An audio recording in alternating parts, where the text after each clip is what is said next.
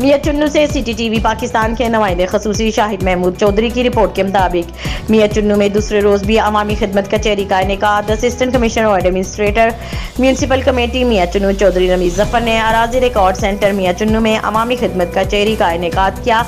Revenue अवामी खुली कचहरी में लोगों की कसीर तादाद ने शिरकत की और अफसरान को अपने मसाइल बताए। असिस्टेंट कमिश्नर चौधरी रमीज जफर ने मौका पर मसाइल हल करने के अहकाम जारी किए। दुरुस्तगी रिकॉर्ड, फर्द का इजरा, इंतकालात का इजरा, रजिस्ट्री, इनकम सर्टिफिकेट, मुआयना रिकॉर्ड, डोमिसाइल का इजरा और रेवेन्यू से मुताल्लिका दीगर मामलात को कचहरी में कायम शुदा काउंटर्स पर फौरी हल किए गए। इस मौका पर असिस्टेंट कमिश्नर मियां चुन्नू का कहना था कि अवाम को फौरी इंसाफ और दीगर मसाइल हल की फराहमी अवलीन तरजीह है। लोगों ने मौका पर मसाइल हल करने पर असिस्टेंट कमिश्नर का शुक्रिया अदा करते हुए रेवेन्यू अवामी खिदमत कचहरी को हुकूमत पंजाब का एहसन इक़दाम करार दिया।